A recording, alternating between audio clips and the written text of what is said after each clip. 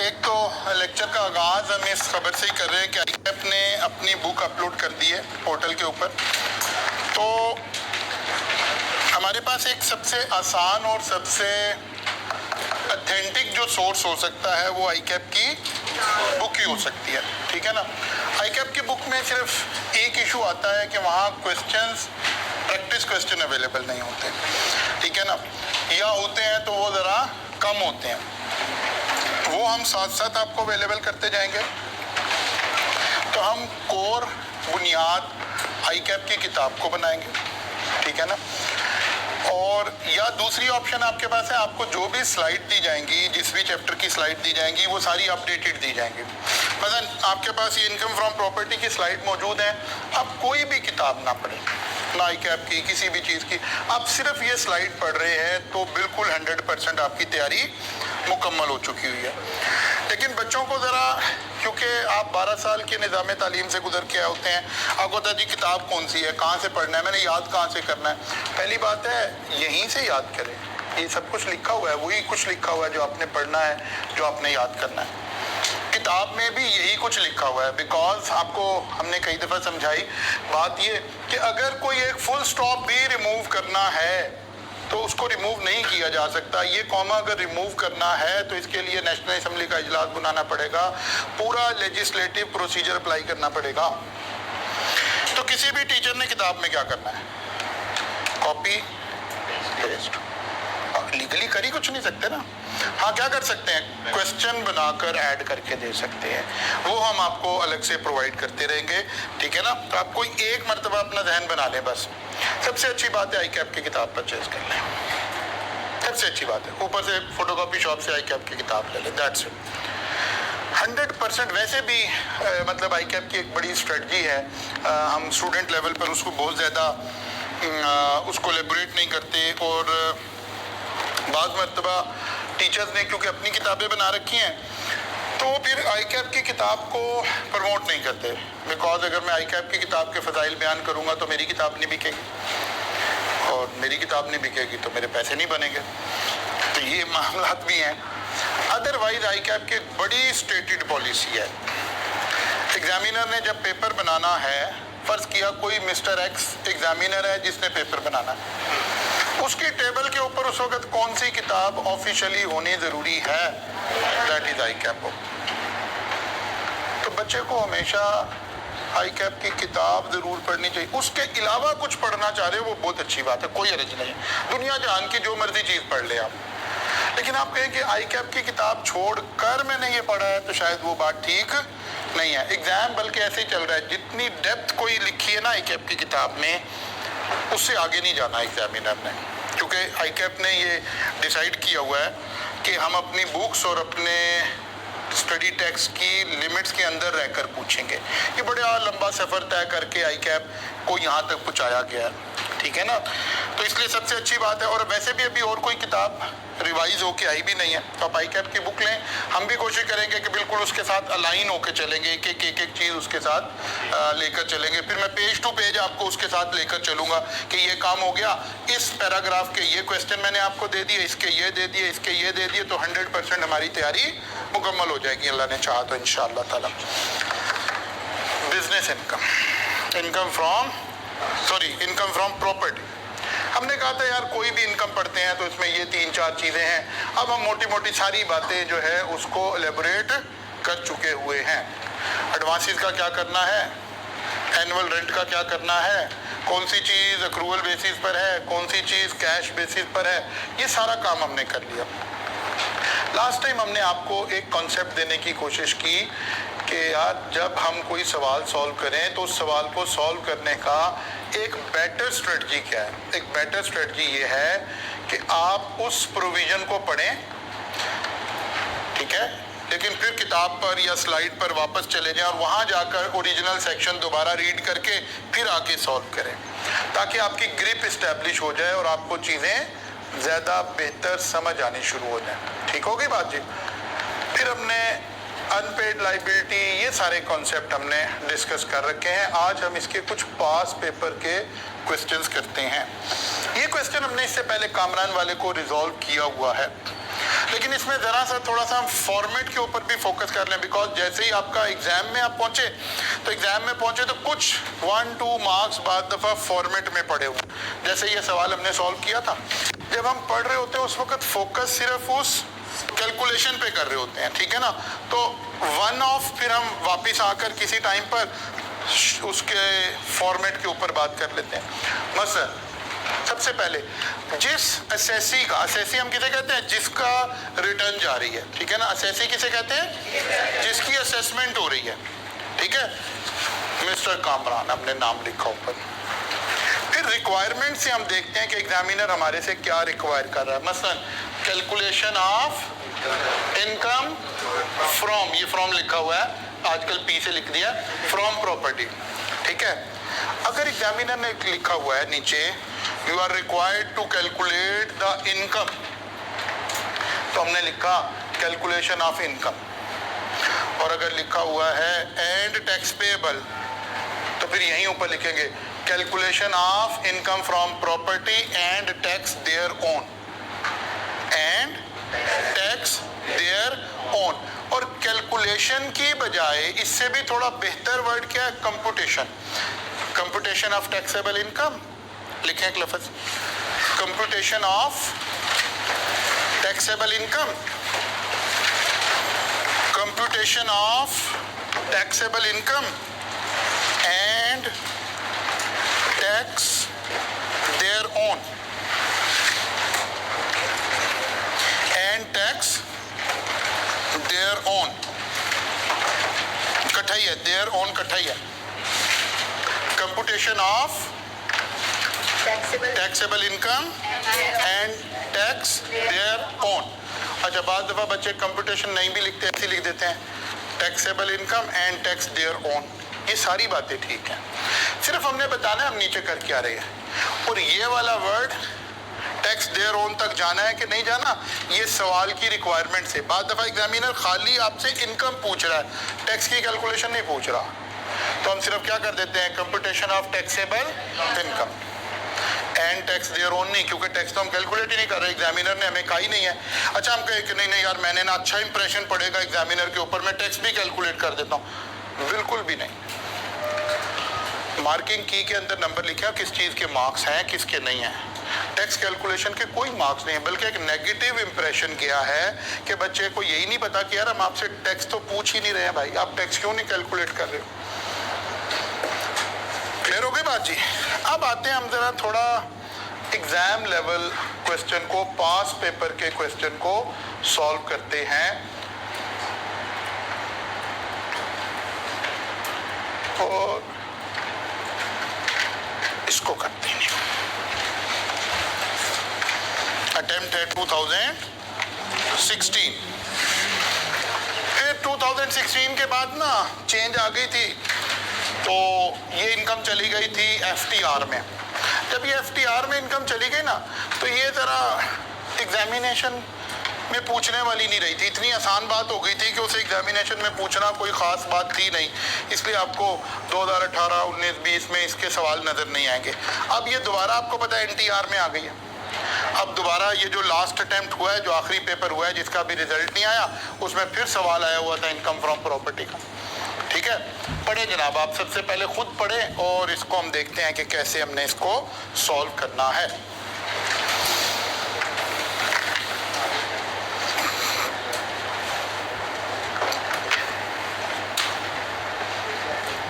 जरा तवज्जो से पढ़ेंगे, ये मोस्ट टेक्निकल क्वेश्चन है आई कैप की हिस्ट्री का।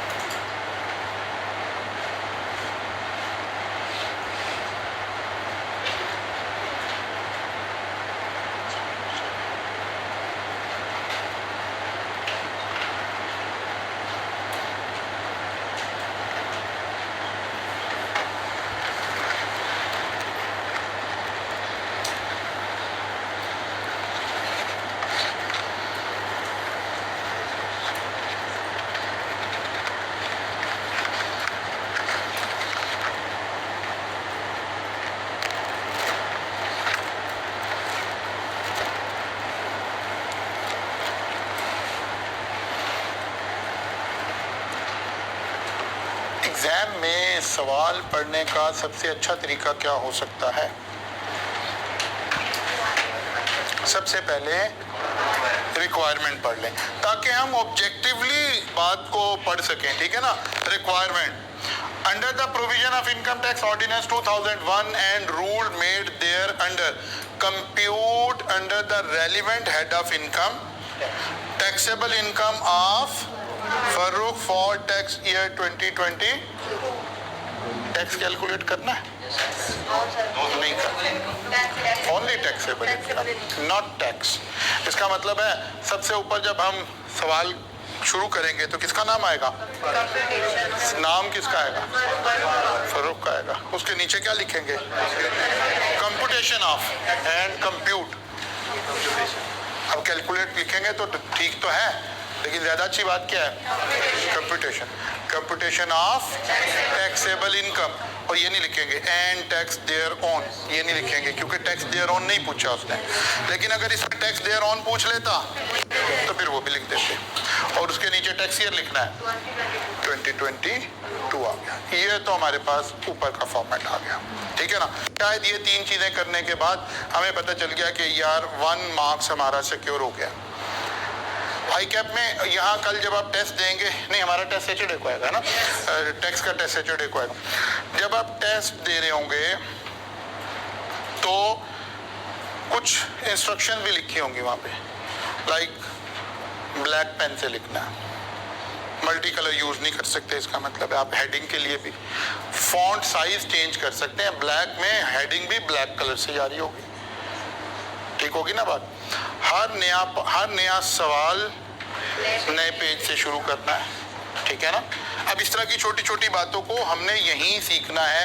इन टेस्ट का यही मतलब है ना कि हम रेप्लिकेट कर सकें उस सारी सिचुएशन को। अच्छा जी, तीसरी बात पर है, सवाल पढ़ते हैं जी। ऑन 1 जुलाई 2021 हम टैक्स ईयर 2022 की बात करें, यानी टैक्स ईयर के पहले दिन की बात हो रही है। Farooq borrowed 8 million from Star Bank Limited and acquired a plot of land into Hub Industrial Zone of rupees 6.5 million। 80 lakh रुपया लोन लिया, 65 लाख रुपए का प्लॉट खरीद लिया। He invested rest of the loan in the business venture with his friend। बाकी जो 15 लाख बचे वो कहीं और इन्वेस्ट कर दिया। The above loan carries markup at the rate of 12% per annum and is payable in 8 equal quarterly installments starting from 1st July 2022. On 1st August 2021, plot कब खरीदा? 1 जुलाई को। Farooq decided to sell the plot of land to Zulfikar Motor for rupees 10 million। 1 crore रुपए का बेच दिया, 65 लाख का खरीदा था, and received deposit of rupees 500,000 from them। On 15th August 2021, Farooq forfeited the deposit on refusal of Zulfikar Motor to purchase plot of land। forfeited deposit का जिक्र आ गया। 65 लाख का प्लॉट खरीदा था, 1 करोड़ का बेच दिया, 5 लाख रुपया टोकन मनी आई थी, लेकिन बंदे ने बाद में प्लॉट खरीदने से इनकार कर दिया और हमने 5 लाख वापस करने से इनकार कर दिया। ऐसे है ना। फिर ही फोरफिटेड डिपॉजिट की डेफिनेशन में अमाउंट है क्या? अगर ये 5 लाख वापस कर देता फिर फोरफिटेड हुए ही नहीं है। वो कहता यार चलो कोई बात नहीं, नहीं लेने आप अपने पैसे लो यार, कोई बात नहीं। अगर ऐसा कह देता एग्जामिनर तो फिर हम इसे इनकम ना बनाते, क्योंकि हमने लॉ में पढ़ा कि forfeited deposit under contract of sale हो तो वो भी इनकम फ्रॉम प्रॉपर्टी में शामिल हो जाता है। 5 लाख की इनकम नजर आ गई हमें। On 1st September 2021, Farooq let out the plot of land to his friend Atif at a monthly rent of 1,50,000. He received unadjustable deposit of 200,000 from Atif and paid 80,000 for leveling the ground. जमीन को उसने सीधा पधरा करा दिया, leveling करा दी। 62,000 as insurance premium against risk of damage or destruction by water logging and 1,40,000 against rent collection charges. Farooq has paid 25,000 to a firm for valuer which determined the annual rental value of plot of land at 21,60,000। समझ आइए बात? लगाएं जनाब, heading लगाएं। पहले तो वो 3 बातें लिखें, नाम लिखें बंदे का ऊपर। सबसे पहले बंदे का नाम लिखते हैं जनाब।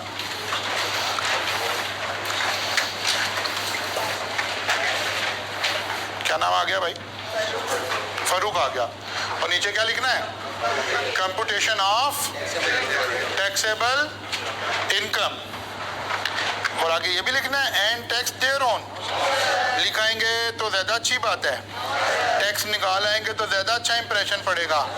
नहीं पड़ेगा, बुरा इंप्रेशन पड़ेगा। ठीक है ना? क्योंकि जो काम हमें कहा नहीं गया वो करने की जरूरत बिल्कुल भी नहीं है। ओके, और नीचे लिख दिया टैक्स ईयर 2022। नीचे हेडिंग लगाई इनकम फ्रॉम प्रॉपर्टी, क्योंकि जितना कुछ नजर आ रहा है हमें उसका हेड भी नजर आ रहा है ना। कहाँ से इनकम आई है? इनकम फ्रॉम प्रॉपर्टी से। इनकम फ्रॉम प्रॉपर्टी, ये 3 बातें ऊपर लिख ली आपने उत्तरा से। और अब यहाँ हेडिंग लगाई है इनकम फ्रॉम प्रॉपर्टी। रेंट, कितना रेंट है जनाब? 1,50,000 मल्टीप्लाइड बाय 12। शाबाश। मल्टीप्लाइड बाय 12 तो जब होता है जब कोई डेट मेंशन ना होती। यहाँ तो पता है कि कब से रेंट पर दिया है? 1 सितंबर से। लेकिन हमने कहा कि जब भी कोई काम कर रहे हों तो प्रोविजन पे वापस जाना चाहिए। जब भी कोई काम कर रहे हो तो प्रोविजन पे वापस जाना चाहिए। जब हम स्लाइड पे प्रोविजन पे गए तो उसने कहा कि नहीं यार, अगर फेयर रेंट ज्यादा हो तो विच एवर इज हायर का कॉन्सेप्ट लगेगा। वो कहते हैं वैल्यूअर ने बताया है कि साल का रेंट 21 लाख। ठीक है ना? हमारा एक्चुअल रेंट कितना आ रहा है? पहले तो हमने एक्चुअल लिख किया। एक्चुअल 1,50,000 ज़रब 10, ये आ गया 15 लाख रुपया। नंबर 2, फेयर मार्केट वैल्यू कितना है जी? 21,60,000 मल्टीप्लाइड बाय 10/12। जाहिर है वो भी 10 माह का ही लेना है ना। ये कितना आ गया? 18 lakh. Whichever is higher, तो टैक्सेबल वाले कॉलम में 18 लाख रुपया चला गया टैक्सेबल। ठीक है ना? ये कॉन्सेप्ट ऐसे अप्लाई होना था यहाँ पर। Whichever is higher. Rent में 3 चीजें शामिल होती है ना। Number 2, forfeited deposit. कितनी अमाउंट है? 5 लाख रुपए की है, तो ये भी शामिल कर दें। एडवांस, कितना एडवांस रिसीव किया? 2 लाख रुपए का कितना लेना है? 1/10, क्योंकि कल तो हमारी घास चरने चली गई।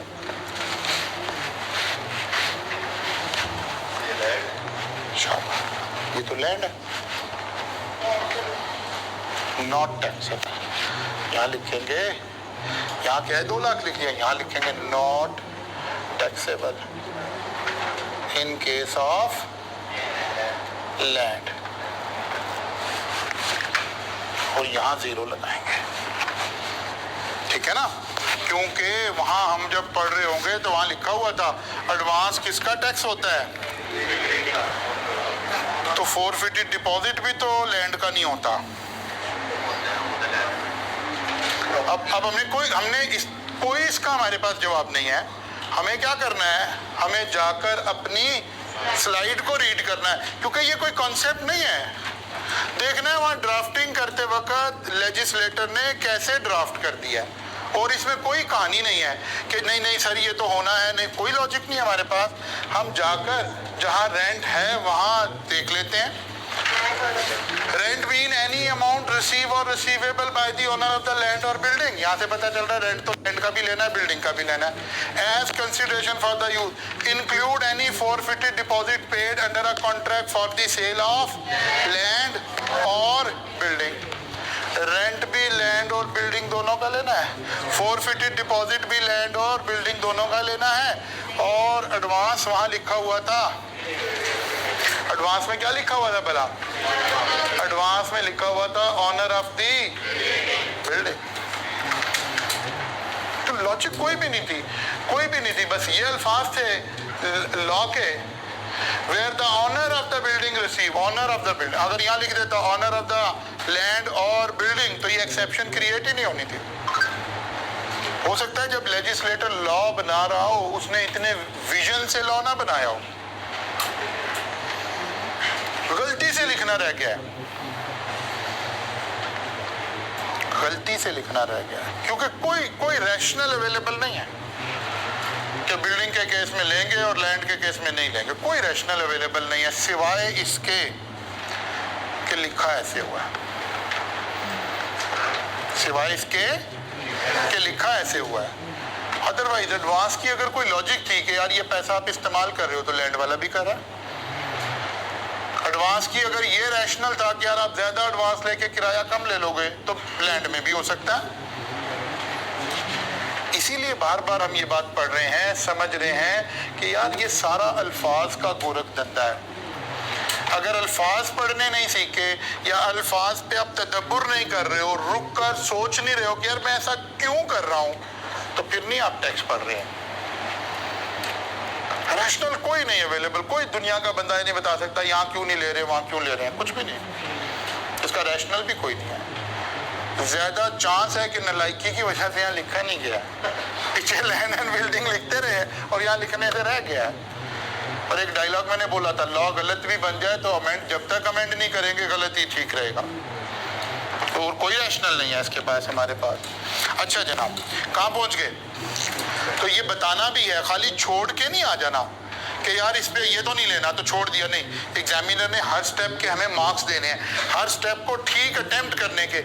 इसके ठीक अटेम्प्ट ये था कि यहाँ हम बताते कि हमने ये नहीं लेना है, ठीक है ना। ये आ गया रेंट चार्जेबल, इन तीन का टोटल किया, ये निकल आया रेंट चार्जेबल टू टैक्स। कितना हो गया ये? 23 लाख रुपए हो गए। ठीक हो गई बात।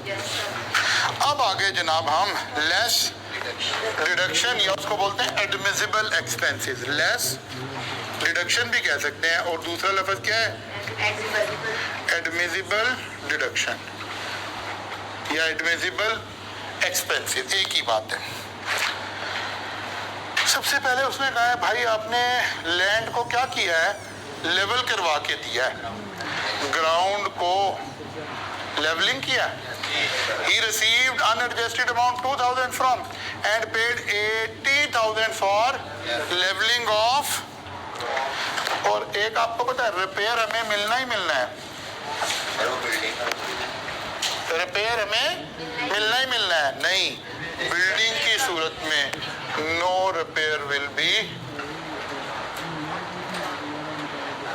B allowed. ऐसे हमने इसे अटेम्प्ट करना है ताकि रिपेयर को ना एंटरटेन करने के जो मार्क्स थे वो यहाँ टिक लगा के हमें मिल जाए, ठीक है ना। फिर हमने ग्राउंड लेवलिंग, ग्राउंड, अब फिर सोचना है अपने आप से, कोई रैशनल अवेलेबल नहीं है, कोई उसूल अवेलेबल नहीं है। यार हम यही प्लॉट किराए पे दे रहे हैं, उस प्लॉट को लेवल करवा कर किराए पर दे रहे हैं, तो लेवलिंग एक्सपेंस होना चाहिए ना। अकल तो यही कहती है, लेकिन अकल की तो सुननी नहीं है ना, लॉ की सुननी है। तो जहां डिडक्शंस लिखी हुई हैं वहां वापस जाना पड़ेगा ना, देखना पड़ेगा वहां उस वक्त मिजाज क्या चल रहा है। नेमली का मतलब था जो खर्चे यहाँ लिखे हैं सिर्फ ये अलाउड है, याद है ना बात? क्या लिखा हुआ था? नेमली। एक्सपेंसिव पे लिखा हुआ था नेमली कि भाई जो जो हम यहाँ कह रहे हैं ना ये खर्च है, उसमें कहीं लेवलिंग एक्सपेंस नहीं लिखा हुआ था। ये लिखा हुआ था, नहीं लिखा हुआ था। इसीलिए मैं कह रहा हूं जब क्वेश्चन आए सबसे बेहतरीन तरीका पहले अपने टेक्स्ट पर वापस आए। In computing income of a person chargeable to tax under the head income from for a tax year a deduction shall be allowed for the following expenditure or allowances, namely जो खर्चे यहाँ लिखे हैं, यहाँ नहीं लिखा लेवलिंग एक्सपेंस, ठीक है ना, यहाँ नहीं लिखा ग्राउंड लेवलिंग एक्सपेंस, कोई नहीं लिखा हुआ। हाँ, एक गुंजाइश निकाल सकते हैं,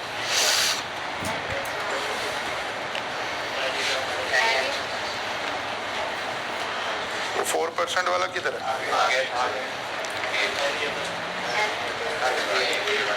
Any expenditure not exceeding 4% of the rent chargeable to tax in respect of the property for the year computed before any deduction allowed under this section paid or payable by the person in the year wholly and for the purpose of driving rent chargeable to tax under। वो कहता है यार अगर मैं ये level नहीं ना, उन्होंने कहा ही ऐसे कि यार आप ये प्लॉट हमें लेवल करा दें, फिर हम यहाँ मार्की लगा लेंगे, हम उससे पैसे कमाएंगे, या हमें यार पार्किंग के लिए जगह चाहिए लेकिन लेवलिंग आप करा के देंगे। तो अब लेवलिंग एक्सपेंस हमारा कौन सा बन गया? Wholly and exclusively for deriving rent chargeable to tax. ये हम इंटरप्रिटेशन के जरिए उधर ले जा सकते हैं उठा के इसको,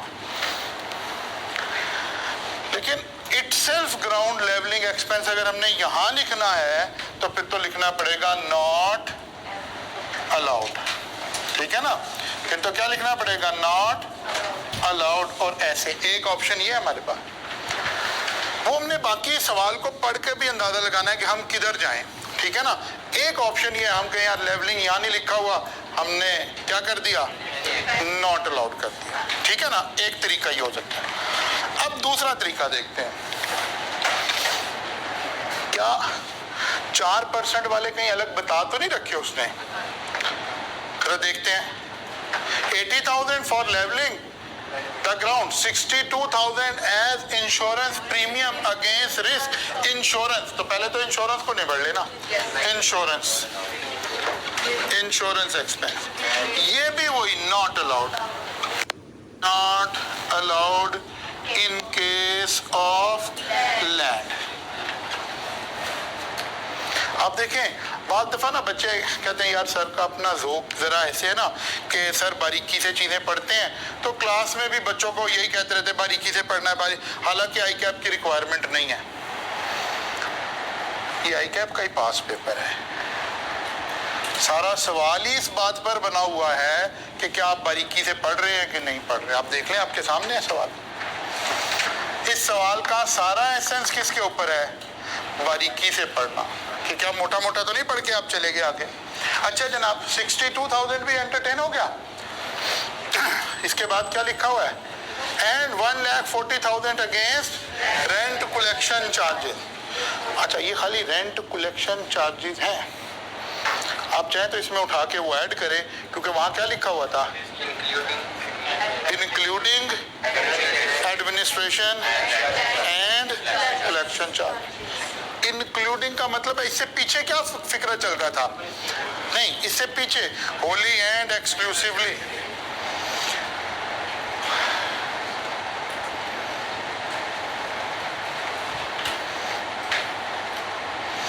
एनी एक्सपेंडिचर, कोई भी खर्चा, शर्त कोई नहीं है, एनी एक्सपेंडिचर, एक शर्त, wholly and exclusively for purpose of deriving rent chargeable to tax, ठीक है ना।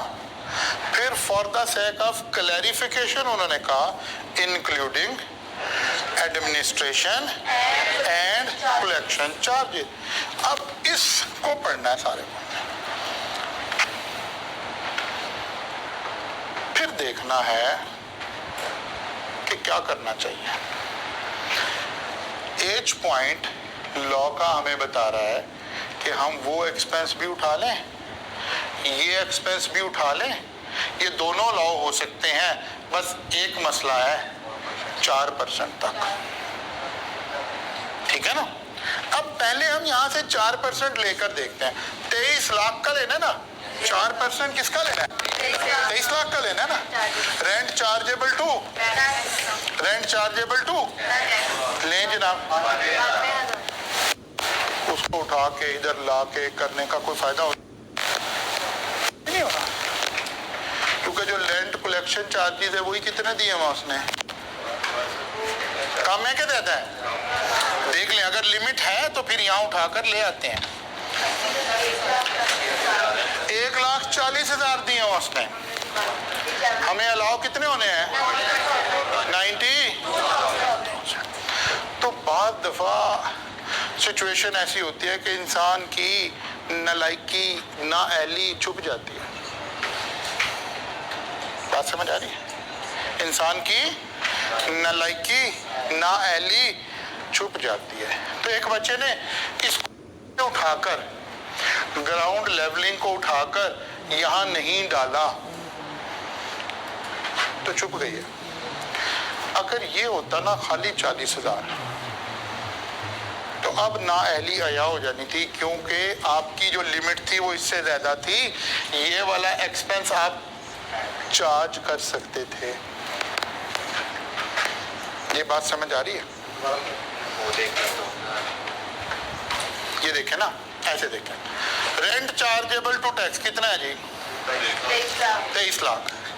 ये है ना रेंट चार्जेबल टू टैक्स। इसका लिया हमने 4%, कितना आ गया?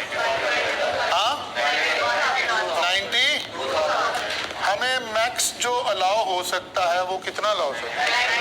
92,000। हमारे पास उधर जो कलेक्शन चार्जेस हैं वो है 1 लाख। एक बच्चे ने एक 40 को 92,000 से कंपेयर करके 92,000 अलाउ कर दिया, ठीक हो गया। ठीक है ना? ठीक हो गया। मैं कह रहा हूं अगर ये खाली 40,000 होता और एक बच्चा इन दो को कंपेयर करके यहाँ 40 ले आता तो गलत हो गया। अब उस बच्चे को क्या करना था? उसे चाहिए था 40,000 ये है और कितना 62,000 ये है। ये कितना बन गया? 80,000 लेवलिंग चार्जेस 80,000। ओके 80,000 ये कितना हो गया? 1 लाख। अब इसको 92,000 से कंपेयर करके 92 लेकर जाता तो ठीक होना था।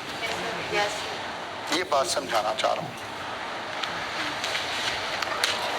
अगर हमारे पास इस पॉकेट में जगह होती तो हम 80,000 को उठाकर इधर लाते और फिर करते। अच्छा, एक तीसरा बच्चा है जिसने सबसे अच्छा काम किया। उसने क्या किया? 80,000 प्लस 140,000, ये कितना हो गया? 2,20,000 वर्सेस 92,000 विच एवर इज। ये यूनिवर्सल तरीका था, हर हालत में हमने ठीक किया। एक्चुअली तो ये होना था।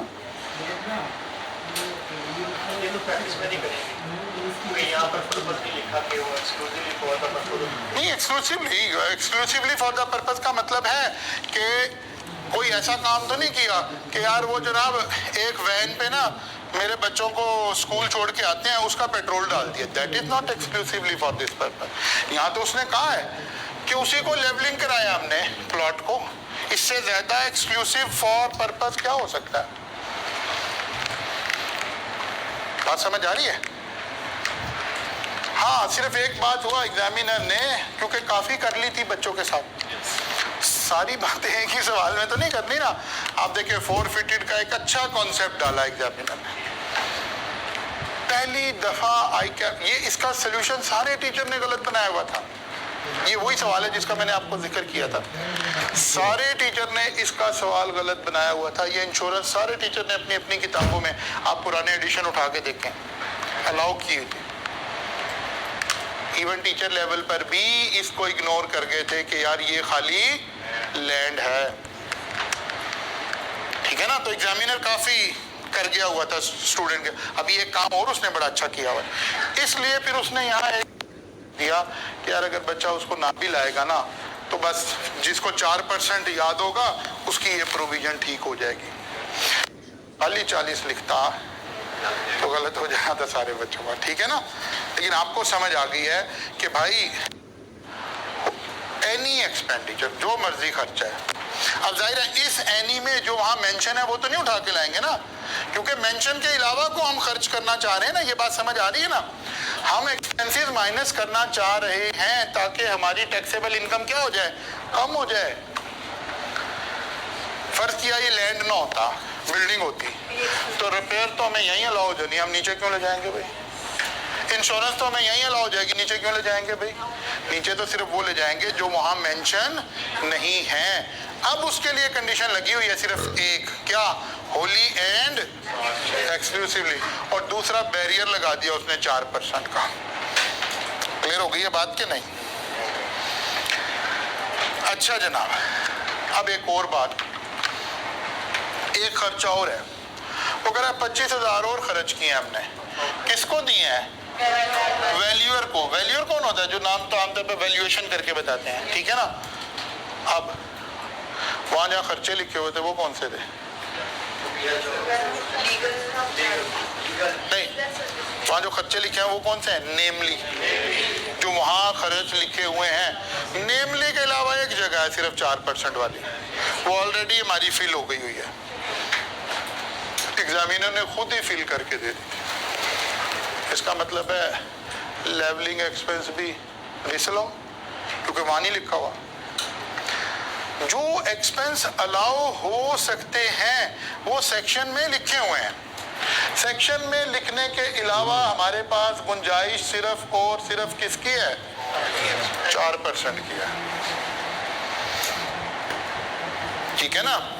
इसका मतलब है ये लिस्ट बड़ी अहम है, आपके जहन में हो कौन से खर्चे लिखे हुए हैं। नंबर 1 रिपेयर, अलाउंस की शक्ल में।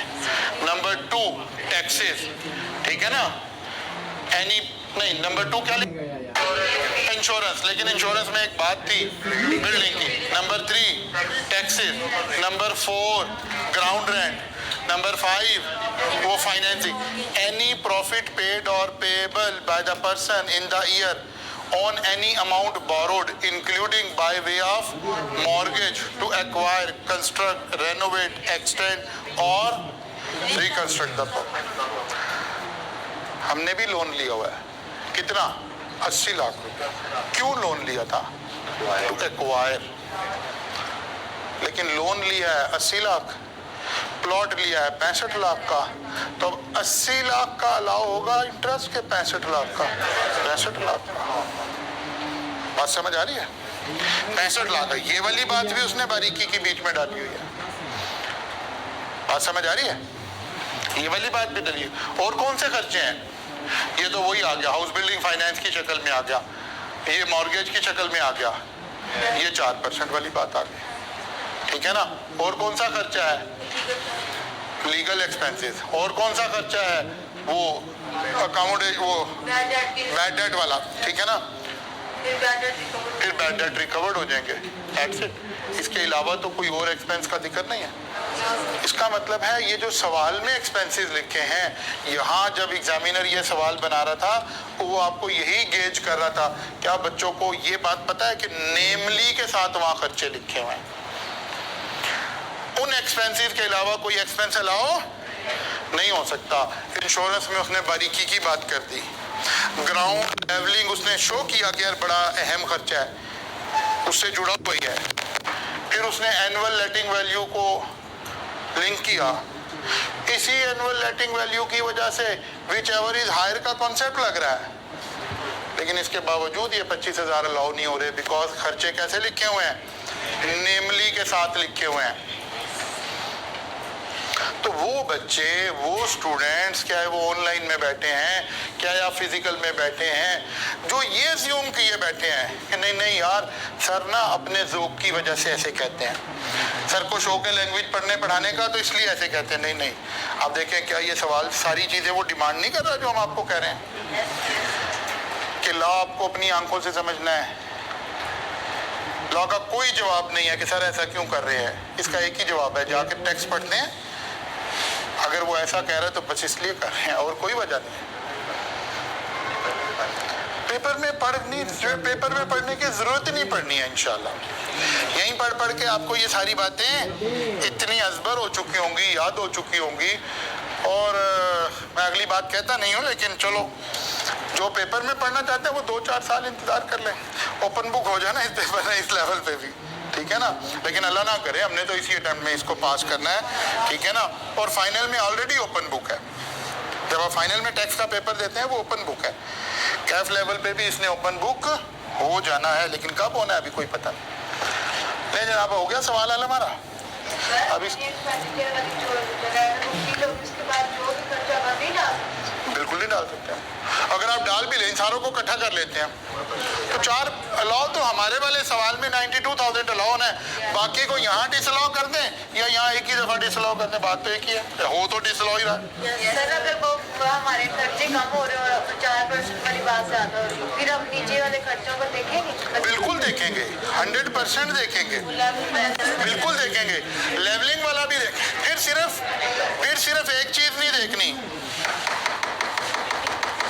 वो जो लफ्ज लिखा ना होली एंड एक्सक्लूसिवली, इसका मतलब है, वैसे इस बात को ना हम वहाँ जब बिजनेस इनकम पढ़ते हैं ना वहाँ थोड़ा ज्यादा एक्सप्लेन करते हैं, बेटा बस करते हैं। होली एंड एक्सक्लूसिवली का मतलब है पर्सनल खर्चे नहीं डाल देने, किसी और बिजनेस के खर्चे यहाँ नहीं डाल देने। भाई उसी प्लॉट को लेवल करवाया, उसी प्लॉट की वैल्यूएशन करवाई है। फर्क कहते हैं, आप कहते हो यार हमने ना बस ऐसे, हम वहमी थे थोड़े, हमने गार्ड बिठा दिया अपना भी वहाँ पे कि कहीं कब्जा ही ना कर लें, खाली पार्किंग के लिए हमने दिया है, कहीं बिल्डिंग ही ना बनानी चाहिए। वो जो गार्ड की सैलरी है that is Holi and exclusively. Guard कहाँ बैठा है? उसी प्लॉट पे बैठा ना, ओके कर दें। वो कह रहा है अब हम इस बहस में नहीं पढ़ रहे हैं, हमने अपना अरेंजमेंट कर लिया है, क्या 4% की लिमिट लगा के। बात समझ आ रही ना? लेजिस्लेटर ने क्या किया, बजाय इसके कि खर्चों की लिस्ट को खंगालता, ये अलाउ नहीं, ये उन्होंने कहा यार भाई जो भी खर्चे ना 4% के अंदर कर लें। अगर आप कहते अच्छा चलो बच्चों की फीस भी डाल दें, कहते नहीं बच्चों की फीस नहीं डालनी, होली एंड एक्सक्लूसिव। बात समझ आ गई ना?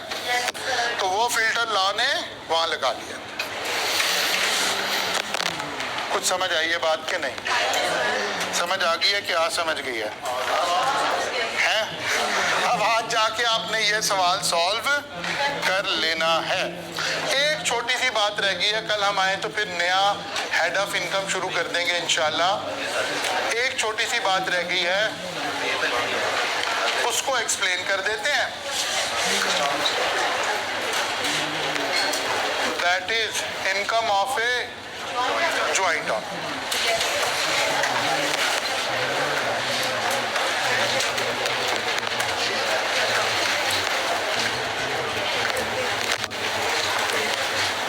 अच्छा जनाब, सेक्शन 60 वो कहते हैं अगर किसी प्रॉपर्टी के 2 ऑनर हो, 2 लोगों के नाम पे प्रॉपर्टी हो, ठीक है ना। लॉ कहता है यार अगर 2 लोगों के नाम पे प्रॉपर्टी है एंड शेयर आर असर्टेनेबल, एक का 40% हिस्सा और दूसरे का 60% हिस्सा, net rental income will be proportionately allocated to each owner. Each owner will pay tax on such income as per their applicable. जरा गौर करें क्या मैं कह रहा हूँ। फर्ज कर लें यही प्लॉट 2 लोगों के नाम पे होता, वो कहता है यार हम ये सारा उसूल लगा देंगे, पहले ये सारी कैलकुलेशन करके नीचे तक पहुंच जाएंगे। अब जो इनकम आएगी, जिसका 40% हिस्सा है उसकी इनकम में 40% ले जाएंगे, जिसका 60% है उसकी में वो अपना टैक्स अपनी रिटर्न में देगा इंडिविजुअल वैल्यू में। ऐसा लिखने की जरूरत क्यों पड़ गई? अभी आप एक चैप्टर आगे जाके पढ़ेंगे AOP, हमने 2 लोगों की टैक्सेशन पढ़नी है ना यहाँ पर, एक इंडिविजुअल की, एसोसिएशन ऑफ पर्सन की। अगर हम 2 लोग मिलकर कोई कारोबार कर रहे हों और यही 40 और 60% की हमारी रेशो है, तो लॉ ये नहीं कहता कि इनकम कैलकुलेट करें, 40% मेरा आ गया, 60% सामने वाले का आ गया, मैं अपने पे टैक्स पे करूंगा, वो अपने पे। लॉ कहता नहीं, AOP अपना टैक्स खुद देगी। बात समझ आ रही?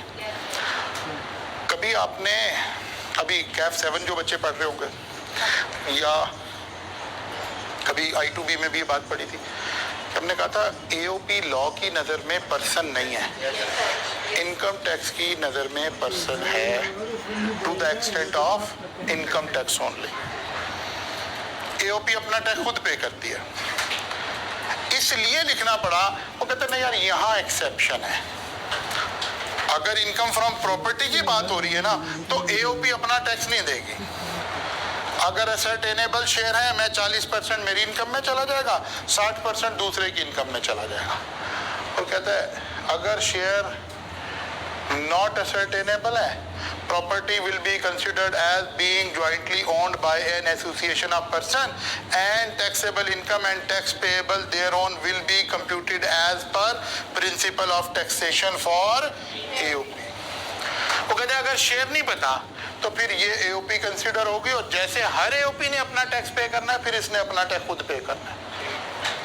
और अगर शेयर असर्टेनेबल है तो फिर हम इसे AOP नहीं बना रहे हैं, मैंने अपना टैक्स पे करना है, आपने अपना टैक्स पे करना है। ये बात समझ आ गई है? ज्यादा अच्छी समझ आएगी जब हम AOP का चैप्टर पढ़ेंगे। AOP में जब बिजनेस कर रहे होंगे तो टैक्स किसने पे करना होगा? बिजनेस ने पे करना होगा, AOP ने पे करना होगा। जब मेरा शेयर मेरे पास आएगा तो वो एग्जेम्प्ट हो जाएगा, क्योंकि टैक्स उस पे हो चुका हुआ है। इसी तरह अगर शेयर प्रॉपर्टी में असर्टेनेबल नहीं है, ये नहीं पता मेरा शेयर कितना है, आपका शेयर कितना है, वो कहता है फिर AOP बना के इसका टैक्स ले लेते हैं, फिर ये आपस में खुद ही लड़ते रहे, हमें क्या जरूरत है लड़ने की। बात समझ आ गई? तो बस यही एक प्रोविजन पूछी जा सकती है एग्जाम में, if share are ascertainable, if share are not ascertainable. कल आएंगे तो इंशाल्लाह यहाँ से आगे चलेंगे।